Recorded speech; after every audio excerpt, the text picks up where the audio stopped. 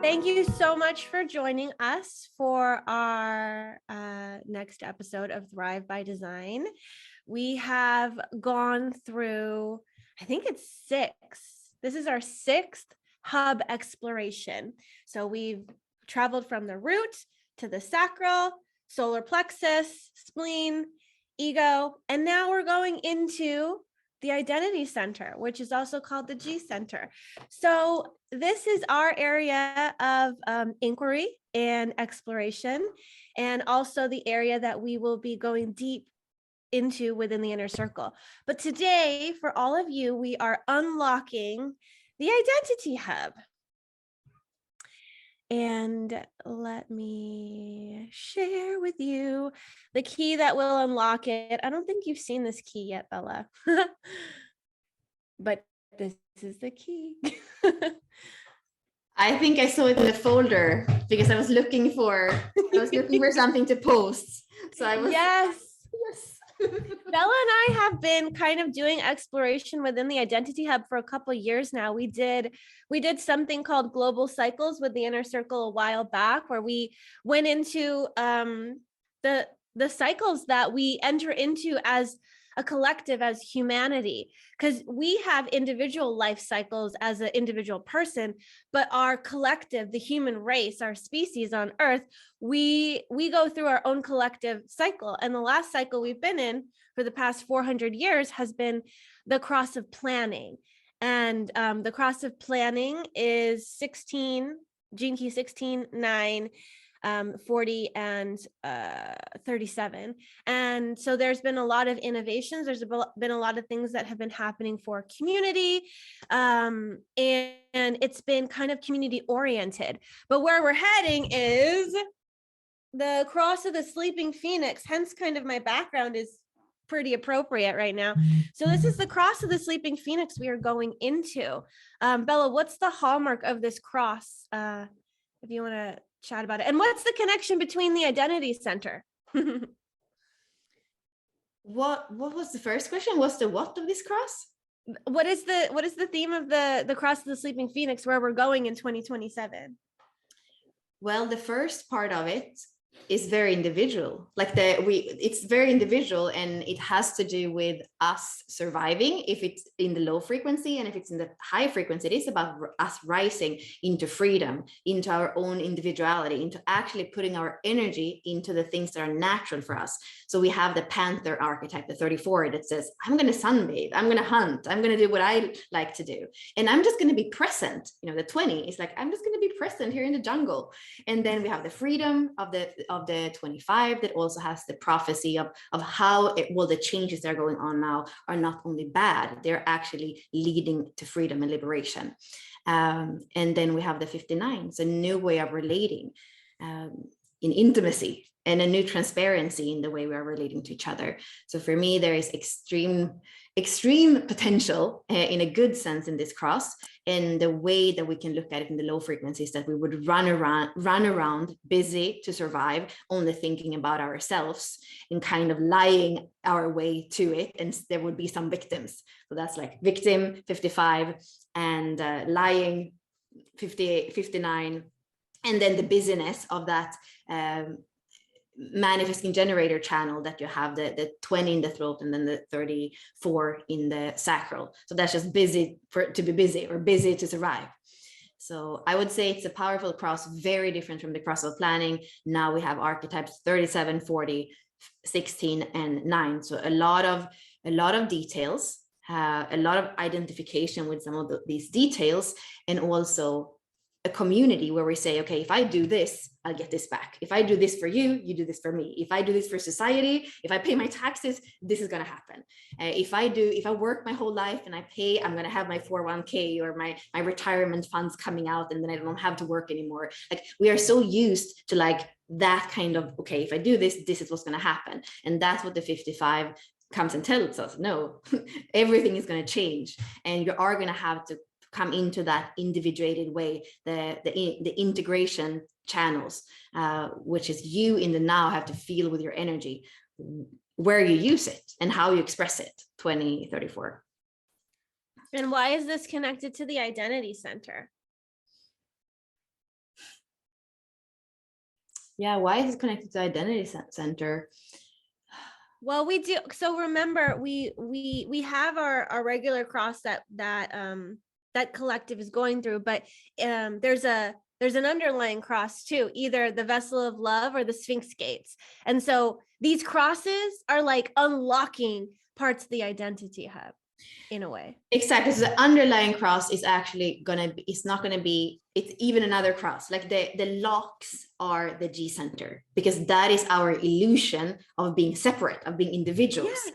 So Yes. then we have depending on the equinoxes, we're gonna have two crosses every time, because there's like the winter and the summer equinox, or the night and the day. You know, they're always polarities. But the main cross is going to be the sleeping phoenix that comes in. So that is what's going to unlock the G center. Yes. Yeah, it's so cool. It's so amazing. So yeah, this is the sense of identity, self, direction, love, all of that lives here.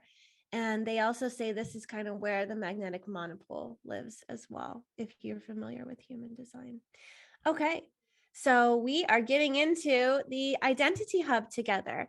So this is what the theme here is sense of direction and love, like I said, and this is where we find our identity, not necessarily ego identity. This is more, this is a different kind of identity. And I'm not sure why they call it the G center. There's a difference. There's identity center and then G center. I don't actually know where G came from. Do you know where G came from? Why did Ra call it G center?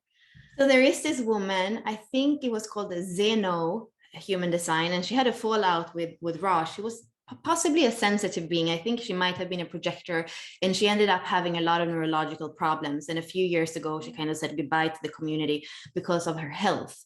And what I remember most from her is that she said, it's G center spelled J-I, as you know, you could say there are many ways of spelling if you take the Chinese language and you spell it in English. Or for example, when we speak about the I Ching, the G, like, you know, there are different spellings even for that. So she meant life force, and that there's kind of there that the life force is in, I guess it's individuated there, so that it's not just one, everything is not just one human resonance, like we are different beings here. And she had, there are interesting lectures or videos, they are a little bit old, on YouTube, where you can see how she speaks about it. And she's very much in tune with what Ra said in the early years, before there were a lot of those distinctions. I think even type, what that was not there in the beginning. So she was kind of staying with that more, the first voice, and she wanted to be pure with that voice. And that was a lot of like understanding how the energy runs through the body and how it runs between people. You know, it's like, it was more like an energetic map of everything that she spoke to, which Ra spoke to as well. Yeah, some people have heard too that it's the G for God center as well. I haven't heard. Yeah, and that is paradoxical in a way, because the G is what makes us feel separate, right? But it's also how we connect to God, you know? So it's, yeah, definitely. That's interesting. Yeah. Well, let's unlock it. Let's unlock it together. So this is brought to you by the Inner Circle. Remember, we do these intensives every month in the Inner Circle. So we've already went through 5 of them. This will be our 6th center intensive, and we do it for a week in the Inner Circle. So next week we begin that intensive, and today we're just going to unlock it, talk about one of the archetypes there and how it lives in this hub. And so let's unlock the hub together. And the reason that we call this hubs instead of centers is because it's a gathering point. It's a meeting point. It's a house. All these archetypes live in the same hub, in the same house together. They may have different rooms in the house. And if you're familiar with the 64 Doors website, the64doors.com, you'll be able to see all these archetypes there, and they have their own doors as if they live in their own, you know, room or apartment or section of the house or wing of the manor, whatever you want to call it. And so this hub has a theme of sense of direction and love, and the 2 different incarnation crosses that actually make this up are the vessel of love and the Sphinx. And this is the only center in a way that has a whole complete incarnation cross within the center. Normally, you're going to have 4 different gates that make up an incarnation cross, and they're going to be scattered throughout the body graph. However, if you are a cross of if you're the Sphinx or the vessel of love, your whole incarnation cross lives in the identity center, which is pretty cool. So here we have I'm going to name the crosses individually. So if we look at the Sphinx, and the Sphinx is all about the sense of direction, we have 7, which is the alpha, 13, which is the confidant, 2, which is the feminine, and 1, which is the spark. And you may have this incarnation cross. If you do, I'd love to know. Let us know. Are you a Sphinx? Do you have that in your incarnation cross? Or we can also call it your activation sequence and gene keys if you're not familiar with incarnation crosses in human design. So if you're a Sphinx, or you have the 1, the 7, the 13, the 2 in your incarnation cross in some order, let us know in the chat or on Facebook or on YouTube, wherever you are watching this.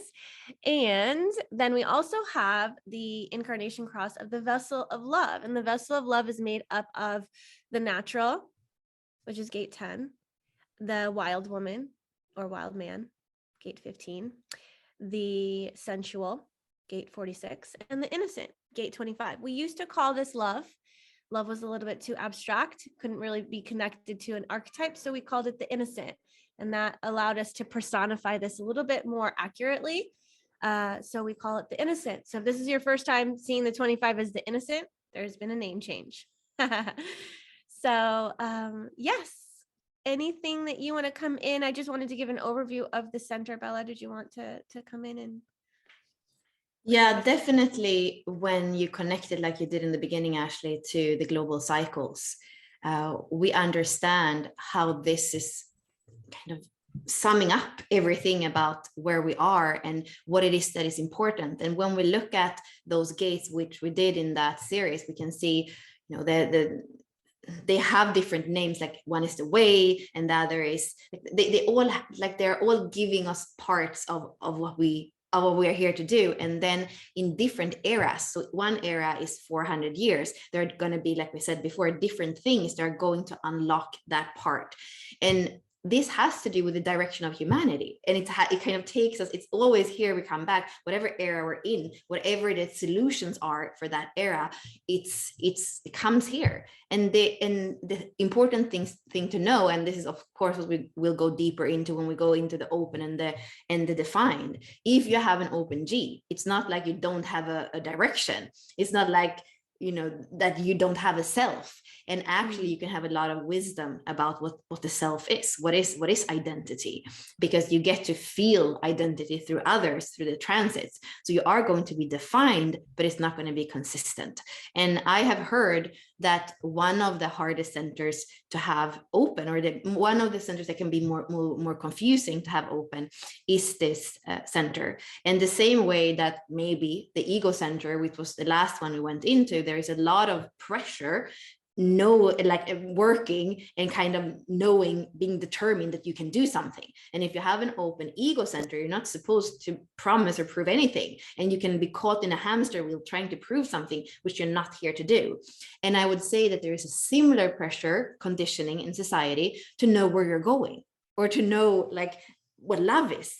And when you have this open, you're not fixed, you're not consistent when it comes to, for example, direction, or it comes to identity. You can actually be quite different if you have two different relationships after each other. You can, and maybe you are with somebody who has a defined G, you can show up quite differently in the first long relationship and the second long relationship, because that's how malleable and beautiful in a way that the open G is. And I feel like we have that pressure to know who we are, to know where we're going, and know who we love or what we love. And then when you have it open, it's like, no, you don't have a clear, consistent yes to these things. It depends on your environment more than anything else. And that I feel can be, you can be conditioned to think that you need to know, and that it needs to be fixed, and you need to be determined there, and that's not necessarily the case. Yeah, you're here to kind of, like you said, be malleable, be a chameleon, and who you are changes with who you're with. And I think that what I've seen, especially when somebody has an open or an undefined identity center, an undefined ego, and an undefined emotional center, which seems to be like actually quite common. I see that those openness together a lot. It's hard to know who you are, and you're such a great reflector of who someone else is that you don't always tend to feel seen. And so you also feel undervalued, underworth, because you don't have a defined sense of worth either with the open ego center. So all of those mixed together, it's hard to feel seen. But to know that you're malleable, to know that you're not supposed to be consistent, to know that you're here to feel like into becoming wise about worth, wise about love and direction, and not really have your own sense of direction or identity, and also be able to feel the emotional waves of a lot of people. That can be a lot really destabilizing when we're told you need to know who you are, you need to know where you're going, like all of this stuff. And if you're a little bit more, flowy, and it changes, it could be really difficult for you navigating life and trying to find some kind of fixedness when you're not here to be fixed. And yeah. And I think too, when you have a defined G center, and you're either the vessel of love or the Sphinx, it's beautiful because it's fixed for you. It's consistent energy. The harder variables here are when you have openness, and it's your whole incarnation cross, and your whole incarnation cross sits in an open center where you're taking in life and taking in others. Bella has a defined identity center, and she's a Sphinx. So her whole incarnation cross, her whole activation sequence sits in a defined gate. So she has a defined sense of direction and self. I remember you saying like you didn't really struggle knowing who you were. You're like, I know who I am. I know where I'm going. Like you just had this like, and you're Taurus. So it's kind of like, yeah. Yeah, it's a fixed cross. If you have the cross of the Sphinx, it's a fixed cross. So you're going to have all the gates in a fixed astrological sign. So that also makes it kind of consistent, and possibly because the second jinky lies in Taurus, like Ashley was saying, it's even more fixed because that's your conscious sun. But you have fixed air in Aquarius, you have fixed fire in Leo, then you have fixed earth in Taurus, and fixed water in Scorpio. So 2 is Taurus, 1 is Scorpio, 7 is Leo, and the 13 is Aquarius. So all the fixed signs are there, and that creates this sense of fixedness. And of course that can also be difficult because you don't necessarily like change. You like to have it in your way. And I feel like as a Sphinx, that's something to actually be humble about as well, when people don't have a sense of direction, when they are lost, and we are not really here to initiate the direction for others. And especially as a 4-6, it's more about me living my direction and possibly inspire others. So it's more through, I would say, role modeling. We have the 7, for example, it's part of that democratic channel with the 31. So it's here to guide the collective, but it's here to do it in a facilitating way. The 7 facilitates. It doesn't push on other people where to go. Well, why don't we? I'm kind of torn between the vessel of love and the Sphinx gate. Let's see how much time we have.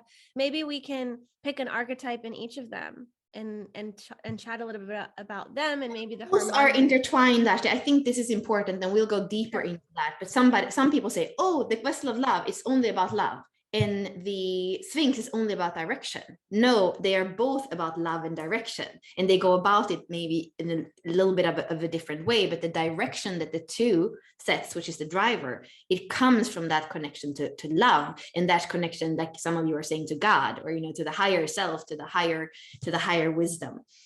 So both of them are helping humanity with both love and direction in the collective sense.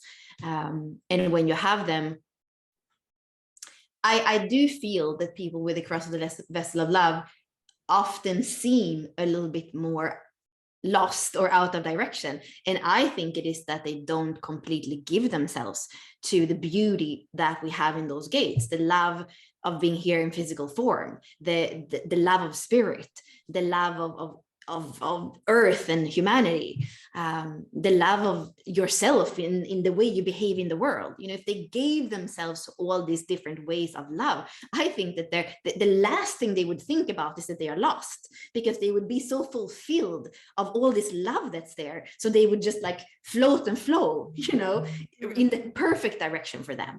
So I would say to all the vessel of loves that feel lost, you know, learn about those archetypes and embody those archetypes, because they are going to allow you to just be exactly in the right place. The 46, for example, is the rainmaker. It's going to be in the right place at the right time. It doesn't have to think about it. It's just there when it starts raining. It didn't think about, oh, I can, you know, it's just there. So that feels like an important thing for the cross of the vessel of love. Yeah, I definitely, it's an interesting cross when we have so much duality in the world and so much pressure to like be a certain way. You can lose your identity, lose your sense of self, lose faith in humanity because of what's going on in the with wars and the way people are treating each other and the extremes that we see. And the 46, all of the stigma around like what your body should look like, how you should love yourself, what is this vessel supposed to be like? And then 25, a lot of people are losing their innocence and that connection to God, that connection to that greater sense of spirit.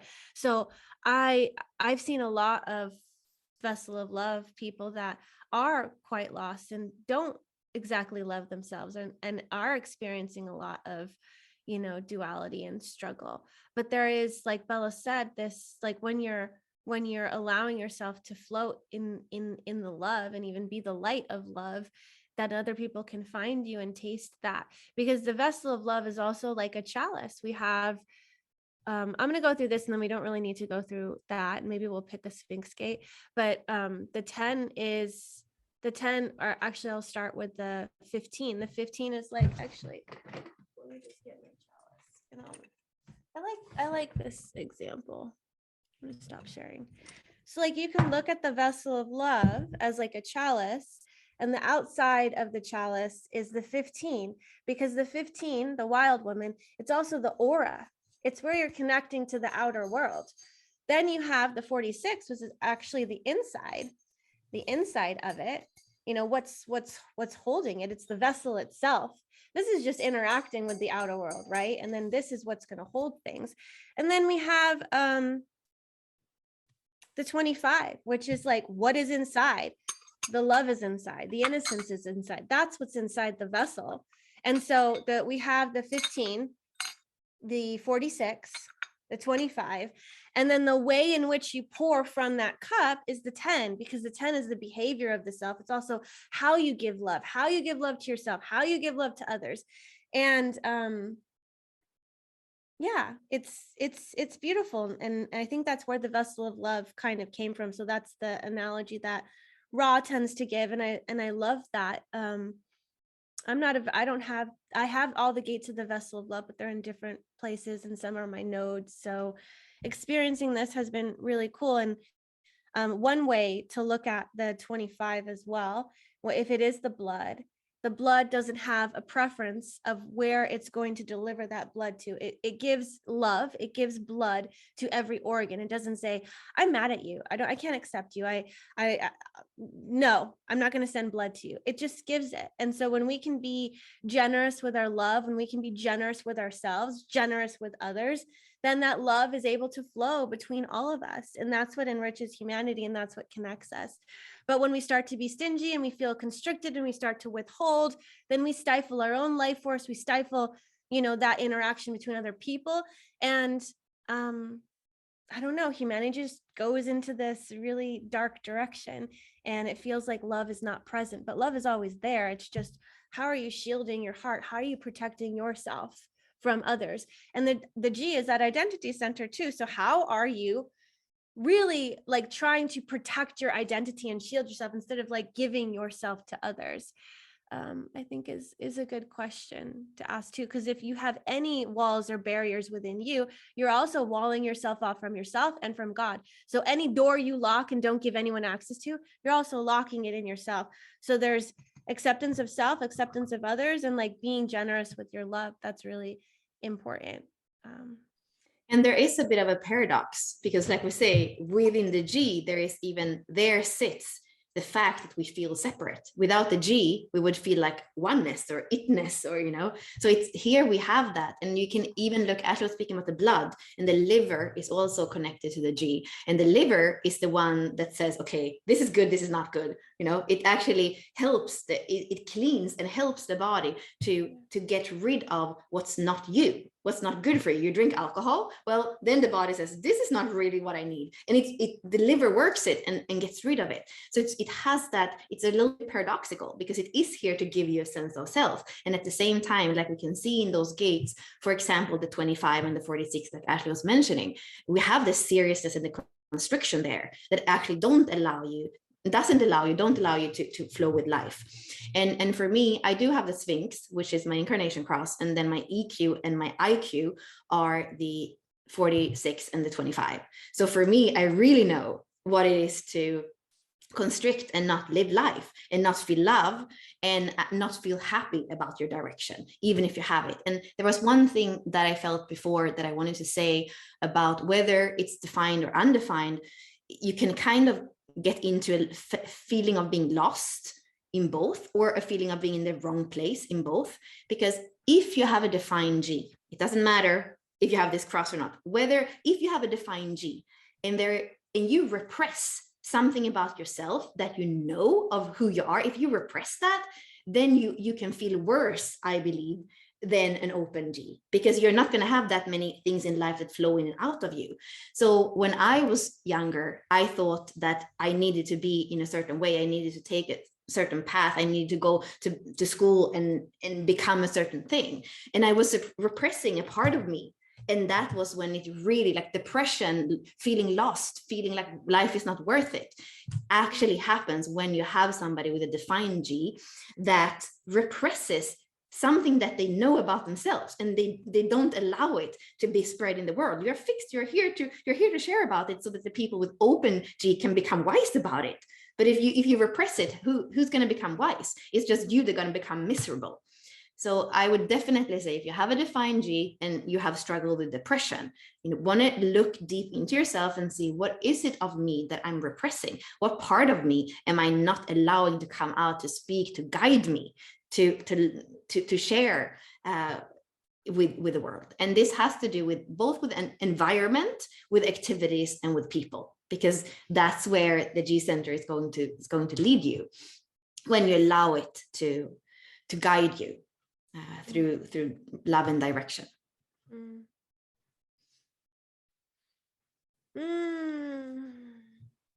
I feel like I want to talk about so many things, but let's pick one of the archetypes to go into. Even though we've been doing a lot of overview, I'd love to talk specifically about a certain. I would love to speak about the 7.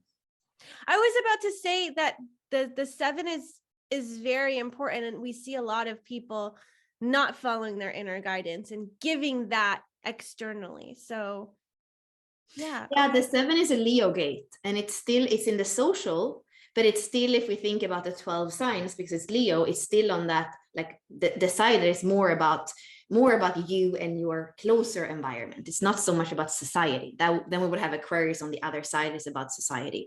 So I would say that Leo has to do with self-leadership.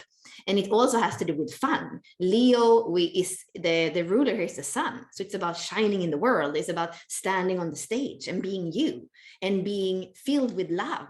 And if you stand on stage and if you have no direction, well, it could be fun in the moment, but even people that are really good at this improvisation theater, like I think they're really good because they always know in the moment that something happens, that they get a ball thrown at them or something, then they already know the direction where they are going with that. So a really good improv person actually has direction and has leadership, because they can take anything and make something of it.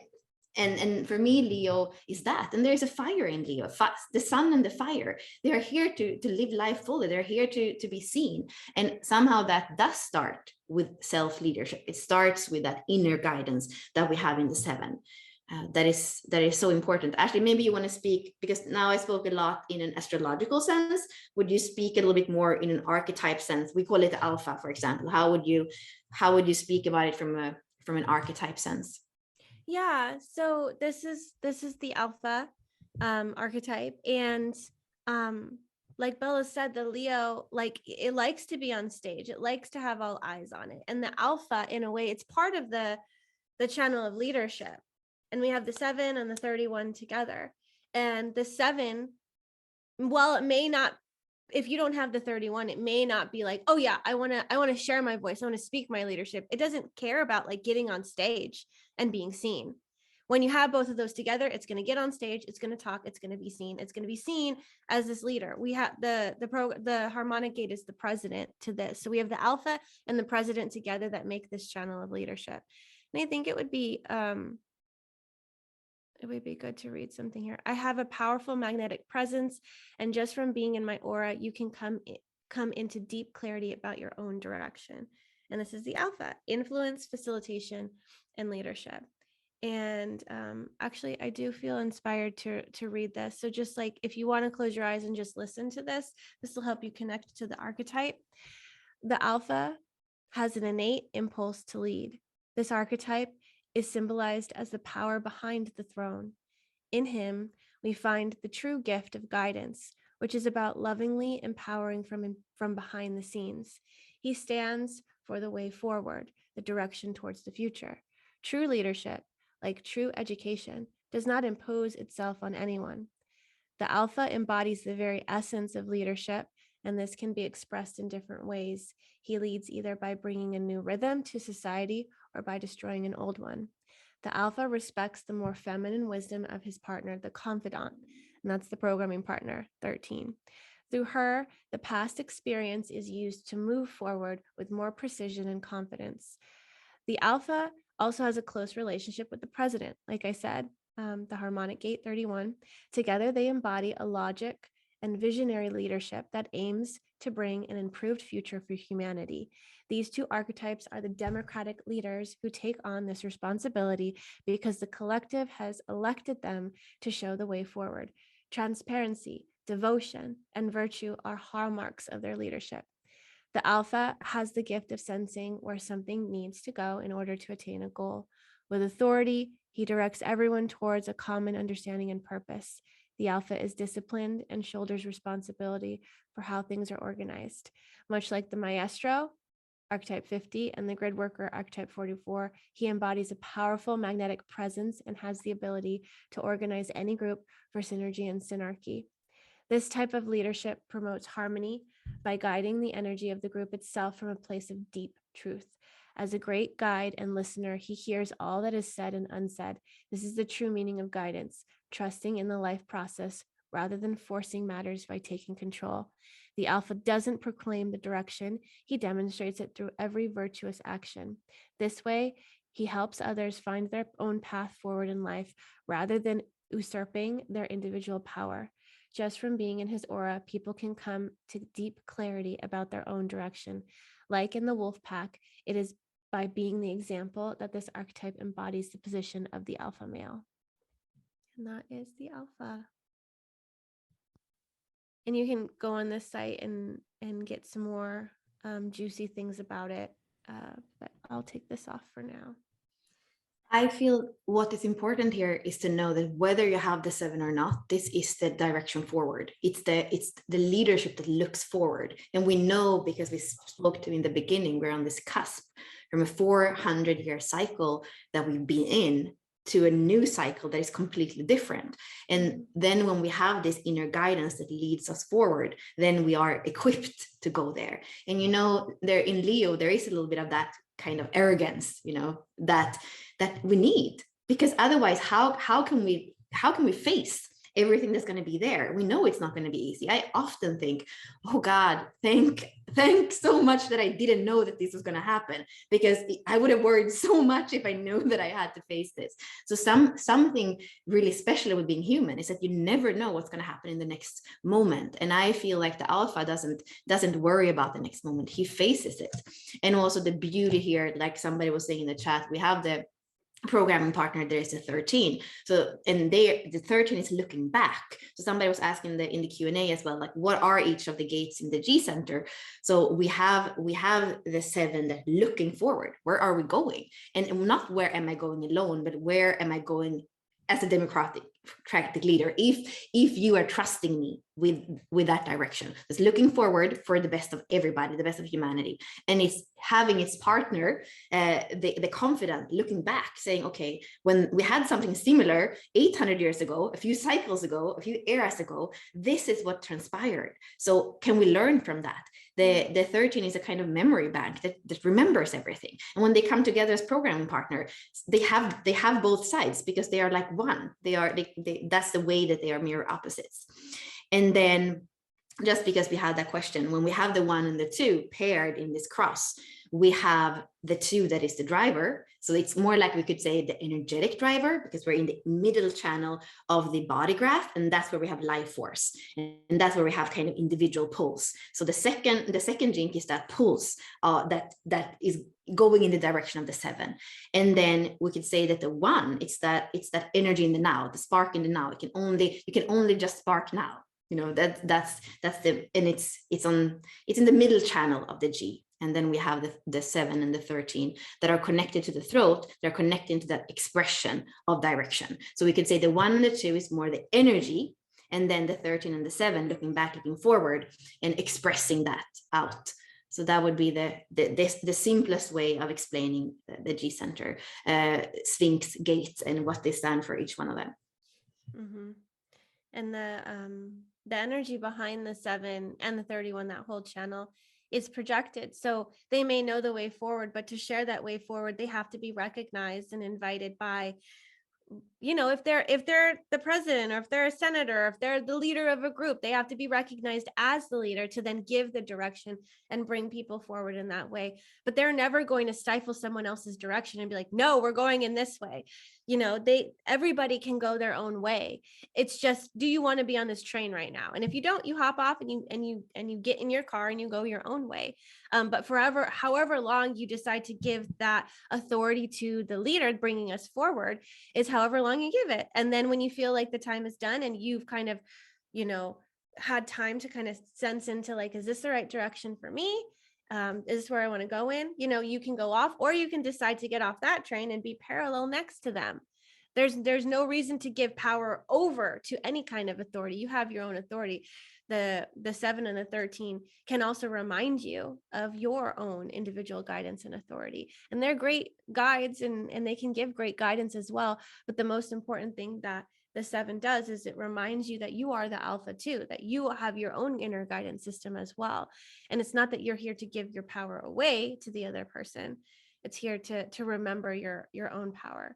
But they are doing it for the collective. They are doing it. It's not a self-serving, I'm the alpha, listen to me thing. It's a collective energy where they're moving the collective, you know, forward, because it is part of that collective circuitry. It's not individual. It's not tribal. It's for the whole, for the future direction of the whole.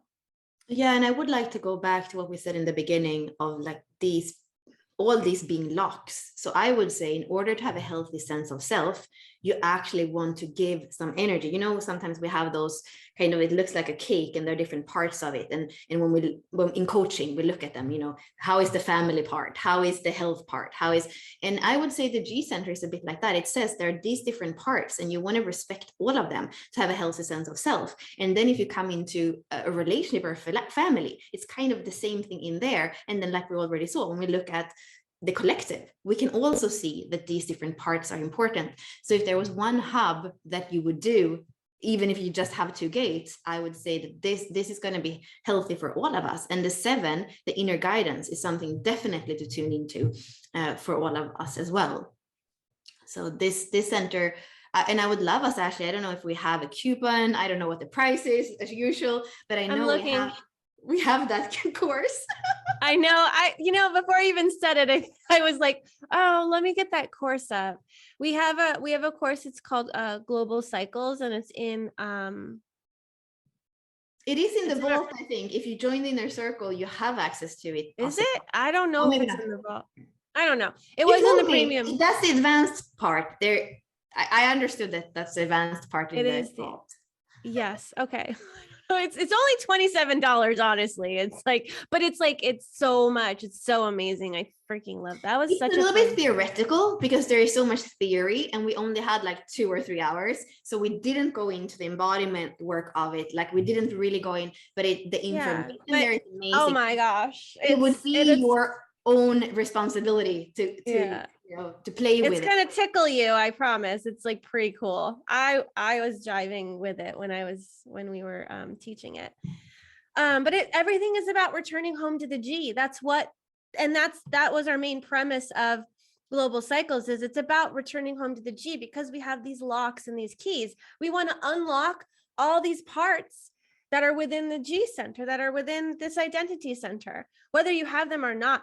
Humanity as a collective, we're here to keep like spiraling through, unlocking deeper and deeper levels of self-love, deeper and deeper levels of love of humanity, of direction, of receptivity, of love of the body, of love of a greater. We're here to keep unlocking deeper and deeper layers. And so even though the cross of planning is ending, we need to take what we've learned and bring it forward. It's not like close that chapter, we're not bringing anything forward. We have to bring what we've learned forward. It's like we unlock and it goes deeper into it.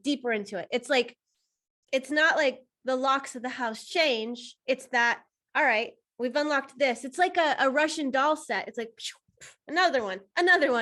We just keep getting deeper and deeper and deeper until eventually that sense of identity and direction, it's all merged into oneness. Because eventually we're going to return back to that. That's the evolutionary trajectory. We separated. We're going through that duality and the deep, dark experience of that wound of separation. And eventually that wound of separation is going to be healed and we're going to return back. And down the road, whenever that happens, we'll dissolve into oneness. It's not happening now, but that's the goal with all these Russian dolls. It's like, yeah, all right, oneness. We're back at it. Yeah. So I posted it in the chat. I'll post it in, I'll post it on Facebook as well, because some of you are watching through Facebook. But is there anything that we want to actually? Yes, there is. Let me pull back up the slides, and I want to invite you into the inner circle. With and I have it. There are some questions after, and I might start using. So we have a little bit more time. Yeah, and we're gonna give that to the people that are on the Zoom call. So we'll end the live stream and then we'll come just to talk to you guys that are in the Zoom room. So if you have any questions, put it in the Q&A, because we will get to that. And we're gonna give away and we are 55 people in here, which is so perfect with how you started and what you have behind you. Phoenix. Yes, it's perfect. So next week, we're going into the Identity Hub. We're going to go deeper into this inquiry and investigation. We have a Facebook community for that, for the Inner Circle, an Academy portal that you're going to have all the replays and access to, discussion prompts, an embodiment webinar. We like to enter into the hub through embodiment first, through the body first, and then we'll have the teaching. There will be chart readings and more, depending on like what we're inspired to do, because Bella and I are pretty spontaneous as well. But this is what you can expect in there. And you can just go to bit.ly/UYD-IC. We do have a coupon code. Normally we give it to just the people in the Zoom container, but we're going to give away a free month to them. So use code community and you'll get 50% off of the Inner Circle this month. So if you really want to be here for the Identity Hub, you can get it for $22 this month with us.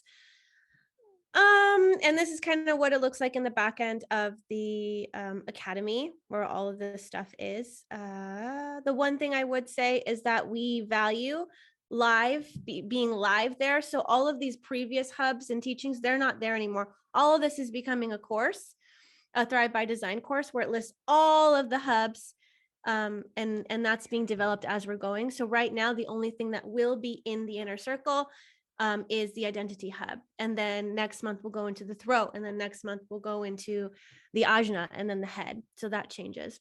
And this is what you can expect in there as well. I know if you're pulled, you're pulled. So please join us next week. And thank you so much for being here as we unlock the Identity Hub. And I have one more thing. If you haven't defined, if you have an open G, I want you to play with different environments, more even than with people, because it's so important for you to be in the right place. So if you're here, if you have an open G, I would like you to really inquire about the environment that you're in. Is that environment where you feel like you feel good with who you are and how you show up?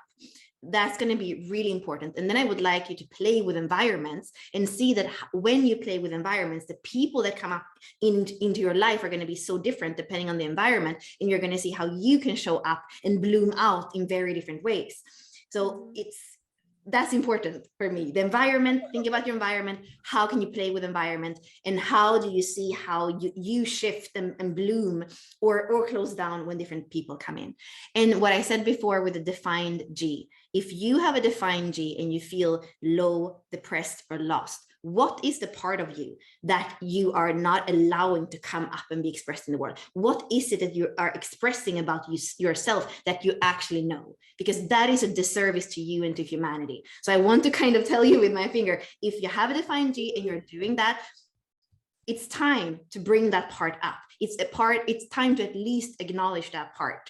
And that is the part that's going to nurture you in the world. So stop with the repression and allow the beautiful self that wants to share with the world to actually come up in all its fixedness that it has. It knows who it's here to be. So if it's living something different than that or repressing part of that, it's like, stop the show. Is what I feel. Yes. Is that it? Yes, that's it. Two little things. If you don't join us, you can use that, and that is still going to, as a Sphinx, that is still going to provide some constructive direction, I believe. Yeah. No, thank you. So if you would like to join us in the inner circle and see how that community feels for you with your open G, use code community for 50% off. And that's about it. If you want to join, if you want to buy the Global Cycles thing, I'll post it in the comments as well. So thanks for joining us today. And we're going to stop live streaming, and then we're going to answer some Q&As inside the Zoom container with the people that joined us here. So thanks for joining us live on Facebook and YouTube, and we will see you in the inner circle or next month. So thank you again. Okay, so let's go to the Q&A. Yay. I'm just getting the Global Cycles thing for people that were asking in the Facebook chat really quick. So Christy, I know you were asking about the 7 and the 1, the 13 and the 2, and I do believe that I answered about the cross. I do, of course, when we speak about the channels, this is what we're going to do in the teachings of the G Center. So they form a theme depending on what they are connected to on the other side. So possibly the one you've heard most about is the 2 and the 14, the keeper of the keys. If you have the energy from the sacral in the 14, and then you have the direction of the second gene key, that is the magnetic monopole, there's a driver, that then you kind of have the keys to unlock anything. And that's a powerful channel. But all of the channels, like we know, have important themes, but that's the generator channel. That's one of the important also penta channels in the body graph. And then we have a question: is the global course different from your Tuesday sessions, or is the Tuesday sessions? Oh yeah, I knew. Okay, so yeah, the Tuesday sessions, what used to be on Tuesdays are the transit calls, and the transit calls is what we are going to call this year, and what we kind of did last year, walking the wheel. So when we walk the wheel, what we are doing is that we're tuning into the energy activated. So today, for example, we are in gate 3. The sun is going to stay in each gate 5.7 days, because the sun goes around the whole wheel, 64 gates in 1 year. So 365 days divided by 64, it's going to be 5.7. So today we are in the 5th day of the 3rd line. And if you are with us in the inner circle, then you are going to be able to be in the transit call. Today, Ash is hosting the transit call. The 3rd gene key is her pearl. So she's going to probably also have things that are from her life path that she's going to share with you. There is often a question of inquiry. Sometimes there are several questions of inquiry. There is a possibility to share. Sometimes there is a meditation or a visualization. So it's a co-creation around the energy that's activated by the sun. And knowing that, often you also have, you know, what's on the other side of that, what's the earth activation. So 3 and 50 are kind of in the energy. So somebody might say, yeah, I have both, and I actually feel the 50 more this week. Somebody might say, yeah, the harmonic gate, the 60. So there is an openness around working with that specific gate. That is very different from any of the courses we do, really, because the courses have a theme. So the global cycles is really, for example, to look at it. Was that the question, the global cycles? I think it was the question. Well, then we are speaking about, like, we're teaching about the theme. The transit calls are very much a co-creation, and we could see that this year as well, that we started with a small group, and then we started to invite the inner circle. And when Ashley hosts, there is an energy in it that is her energy. When I host, is an energy that is my energy. Then we come together, it's even more like dynamic. So it's a way to, that for me is a very valuable way for people in the inner circle to come in and start to share and ask and co-create around the archetypes, around the transits. And then the courses that are in the academy are more like a self-study thing. You go in and you're like, oh, I want to learn about this archetype, or I want to learn about the global cycles, or I want to do the gene keys sequences, but I want to do them in the new way because I already have Richard's books on them, for example. So it's more a self-study way to deepen. That's kind of how our universe is built. And then, and if you would like to win a month free in the inner circle, post your name in the chat and we'll pick a winner. So just say me, or yes please, or something. So Shauna says, someone who has defined G and struggles with depression, they should look in what areas of life to figure out where they might be suppressing parts of themselves. I have a client that I'd love to be able to guide in this. Yeah, you know, there is some, if you have a defined G, you actually, like Ashley was saying, I've never asked, who am I? Like, for me, it wouldn't, like, it's like, I wouldn't come up with a question, who am I? Because that seems like such a weird question for me. That's the 10th gate. It totally is. Who am I? Yeah, probably, because a lot of we have. I struggled my whole life. Who am I? 5'1", 10 in my purpose sphere. That was my question. Who am I? And the thing is, I know that Ashley, who has a defined G too, she knows deep down who she is. It's just that she's actually here because she has the 10 to play with that and behave in different ways to realize, oh, this behavior makes me love myself and makes me feel in the world like I'm like the queen of naturalness, you know, and the wild woman. She has the 15, the programming partner as well. So what I would say, if your client has a defined G, they actually know deep down, they know exactly who they are and what they are here to do. And that's the thing. It's like, you know, as a cross of the Sphinx with that 7 in my purpose, like sometimes I want to take people, and I've been tempering that with age to not just shake people till they fall down. I had a 28 as well. They fall down into the depth of Scorpio and purposelessness. And then maybe they can rise up as the Phoenix and realize what they have repressed deep down. And I'm becoming, you know, I'm not becoming less intense, but I choose when to use that very intense energy. So I would say, yeah, you know, in knowing her, what you know, her aura type, and you have to feel in how to guide her back to that place that already knows so much about what's there.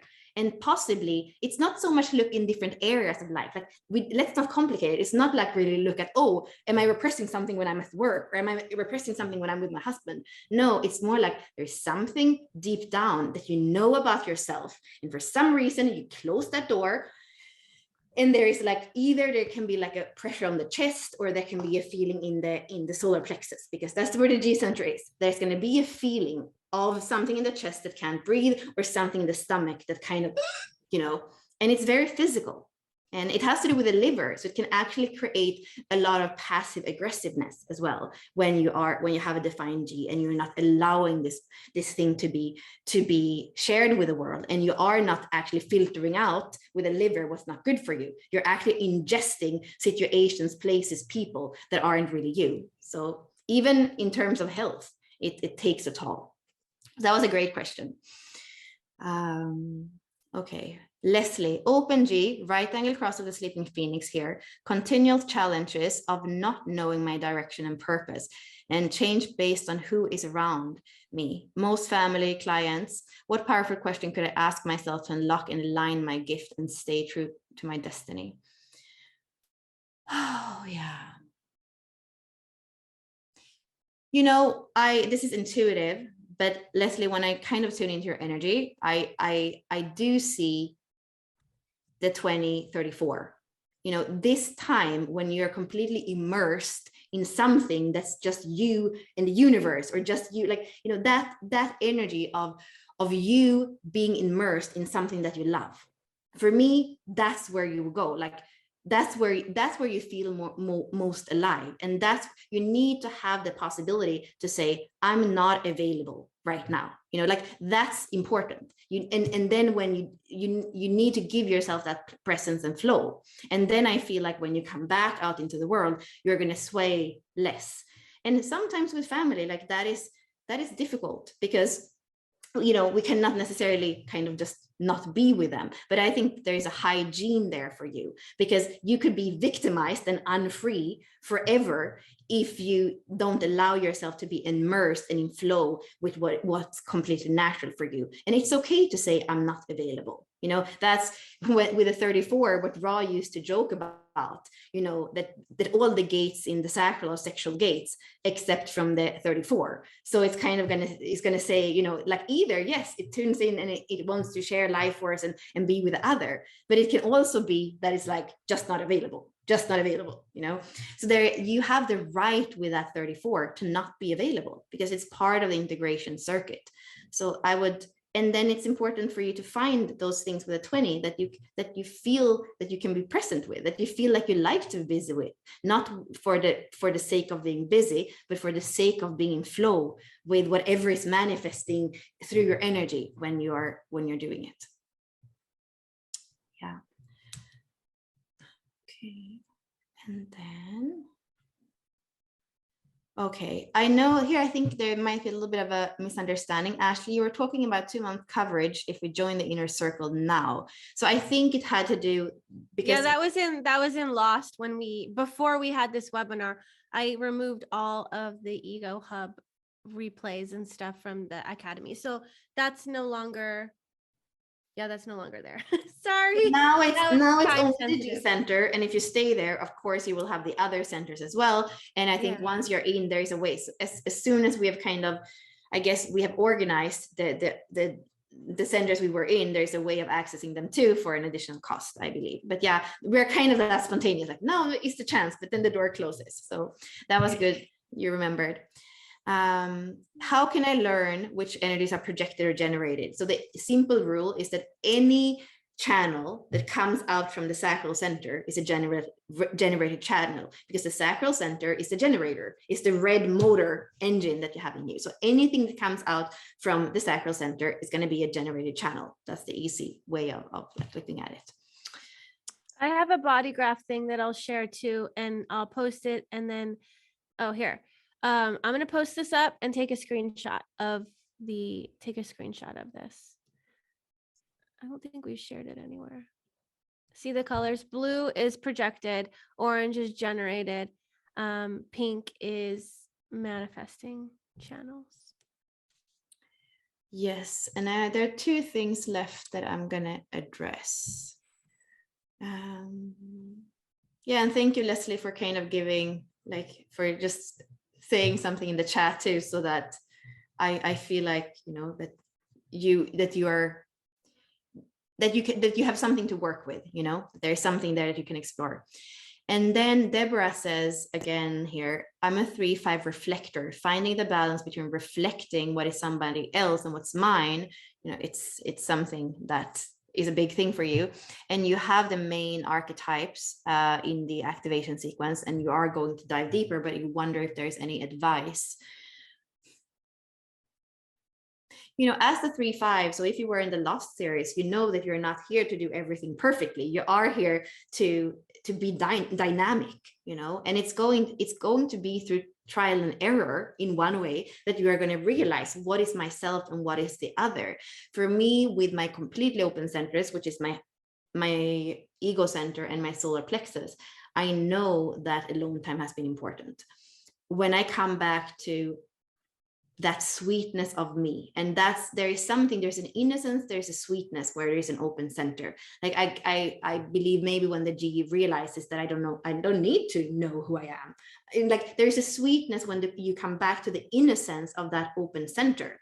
And somehow being a 3-5 with a projection on the 5th line, and then the 3rd line that kind of like stumbles, I believe that it's a challenging journey in a way, but more than anything, I would say, where can I come back to my innocence? Where can I come back to it's okay that it's not perfect, and I'm learning. And then the alone time, the sweetness of your own emotions, the sweetness of your own intuition, the sweetness of you may be actually like seeing, the thoughts are just coming through and not actually getting stuck. And I feel that is important. You giving yourself enough time. And it's a little bit different, for example, than somebody that has that 34-20 channel that's going to have them busy. So I would say for you, it's probably in the stillness or in the flow or in the way that that you see that your body wants to move. And then a part of you, the 3, which is the personality, is going to have a lot of like fire and play in it. So how do you find a way of allowing your mind and you kind of who you are playing and juggling, and at the same time give your body the time to breathe in and breathe out, and feel into what's the sweetness and the innocence of that openness that you have. Yeah, I like the word innocence. Yeah. Should we pick a winner? Should we use the 7 again? Do you want me to pick the 7th person? There's 17 people. Do you want to do the 7? Yeah, but you decide if you do it from the top or from the bottom. Oh my. Okay.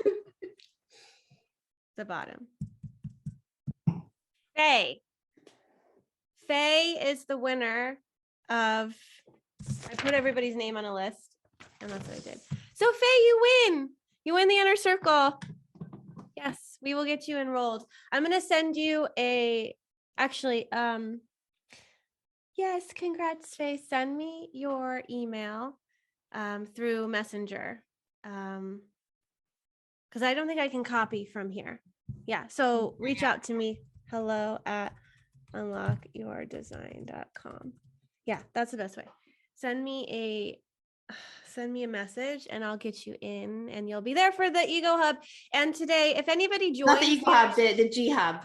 The G Hub, the Identity Hub. And I have one distinction to make after as well. That is important. If anybody does join today, and you want to get into the Facebook group, and then in about less than an hour, we're going to do a transit call around the eternal child. So you can join for that. So if you join right now, you can also hop on the next call where we're going to be going into the eternal child archetype, because we're walking the wheel, right? And everybody in the inner circle gets that. There are no replays of the transit calls because those go into the portals of deconditioning, like archetype courses that are paid. So like we really appreciate live interactive energy in the inner circle. So we have lunar alchemy, that's live interactive. You have to be there. The transit calls, which are walking the wheel, those are live interactive. You have to be there. There's no replay. The only thing that there is replays for are these hub intensives that we're doing, because we realize not everybody can join, but there's a lot of ways to make the distinction that what we did today, we didn't plan. Ashley came in and we hadn't spoken today or about this. So when we open the hub, it's like, what's in the energy? The same thing like we said with archetype, what's in the energy now? And it really just comes out in this way. The whole thing with the hub, and also why we have replays in the intensive, is that it is organized. So basically in near future, I would say, we are putting out our method there, bridging the gap between Gene Keys and human design, so that people can get the foundation. And of course, the centers are going to be a really important part of that foundation. So when we go into the intensives, even if we have an embodiment call that's not theoretical, when we do the teaching, we are going into the basics. We're explaining to you with the graphics, like why is this archetype this? What is this channel? What does the open mean? The completely open, the defined. So to know that now you've played in the energy, and if this felt like an environment, because we're in the G, if this felt like an environment that was giving you energy, or that felt uplifting for you, then to come in and do it in a little bit more of an organized way with us next week can definitely be fun. We also could say that for the last, I would say at least 3 hubs, we've had very, very few people that submitted their charts to have a chart reading. We usually spend 20 minutes on one chart. And that is something, like that is something very valuable. So if you're new to the Inner Circle, you join the Inner Circle in the Academy, there is a way for you to submit to get your reading. And if you're new, then we're obviously going to choose you because we have so many regulars in there, probably won't be reading their chart because we've already done it. So we need fresh new people to read their charts. And we will focus, or we kind of have the portal in is going to be the center, but your whole chart speaks to us, and we can't like hold ourselves, like we can't repress anything. So whatever your chart says, we're going to address it. So I think it's a hyper good possibility to come in and actually be right in the energy of everything that's going on in the Inner Circle. Yes. Okay. Oh, is there more? Oh, Felicia had a question. She ended up putting it in the chat. Hold on, Erica, are you doing the same times like today in the Inner Circle? It's going to be Mondays at 10 Pacific time, or when we do when we're going to do the. Actually, didn't you have your daughter? So it changed this next one or something. No, it's going to be Monday. You're just hosting it. I'm not hosting it. You're hosting it. There's a whole thing in the Inner Circle. It's usually at 10 or 12 Pacific time, 10 or 12 Pacific time, depending on the intensive or when we do it. Yeah. So it'll be around this time. Yeah. And then Felicia says, will you share how the solar return changes the expression if for the year your chart shifts from an open G to a defined G? So the solar return, like what that theme being that defined G instead of the open G, how would you describe that? I love to look at transits astrologically. I like to even look at cosmic human design or sidereal human design when it comes to like what's activated. When it comes to the actual body graph, I don't give that much attention to it. Like I don't say, oh, this year you have a defined G. I wouldn't say that. I would say there is a theme that happens on your birthday where this overlay of this chart you might feel the influence of it. So I would not say that your design really changes, but I would look at the nodes that are there. They're going to have to do with your environment that year. Like, of course, if your birthday is now when we have the Taurus North Node and the Scorpio South Node, you're going to feel that in the environment. And there is something also, of course, when you look at the connection chart and an overlay, which is the way that they do it in genetic matrix, and they say, oh, suddenly all this is defined. Well, you're putting 26 activations from your natal chart, body graph, 26 from your solar return. Of course, if you put 26 plus 26, almost everything is going to be defined. So in that case, maybe it is better, and maybe that is what you did, to only look at the chart of your birthday, and then you can a little bit more see what is activated, what's the overlay that's going to be a theme there for me. So I definitely feel that is something, if you are already following Spiraling Authority, if you already have the foundation down, if you feel like this is a fun area of exploration, I would definitely look at it and be like, oh, maybe this year, let me see if I'm going to have more of a sense of direction, and look at what is the channel that is defining your G in that solar return chart. You're like, oh, 2551. So it's going to be a year of initiations where I'm going to feel like they're taking me into a direction that I can feel into, definitely like play with it, but don't say, oh, now I became this. Now I am this. Now I am another, sometimes even the solar return can happen in a different cross. I really, if you're on the cusp of a 4-1 and a 5-1, for example, it can. So you don't become that. It's an overlay of energies that are going to be there, kind of accompanying you during the year. Good question. Mm-hmm. Definitely. Okay. Well, I think we're good. And congratulations to those of you that did sign up for the Inner Circle. I saw some of you join. Make sure you check out the Academy. look around there. There's a video too that shows you logging in, the inner circle, like all the tech stuff. And I will the start doing Facebook group. welcome call, like I said, and I don't know when, but we What'd you used to say? have like a bi-weekly or monthly call. So there is going to be either like some office hour or ways. I already put my WhatsApp number there last week because I know that when you're new and there are so many things going on, and also we are changing, like I said, I don't think you heard it because I was mute in the beginning, but we have wrapped up 2021 with year-long courses, and now it's not until here in April that we're starting 2022 with the new courses. So you are coming in a shift, and I want to make sure that you feel that you're finding your way and not that you're lost. So know that you can reach out to me, and know that also Ashley is there, as much as she's already doing so much on the back end, but she also, especially when it comes to registration, to payment, to some of those tech stuff that I don't really have full insight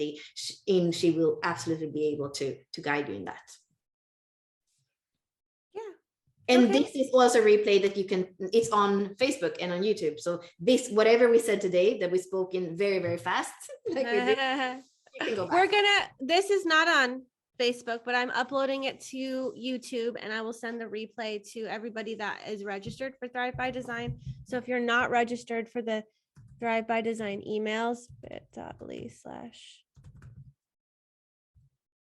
that's going to be well, if you're in here, you probably have already registered. So it's kind of silly, Ashley. Anyways, you're probably registered, and so you're gonna get an email with the replay with this longer snippet, because we spent like 15 minutes doing Q&As and stuff. So that'll be on there on YouTube unlisted for you.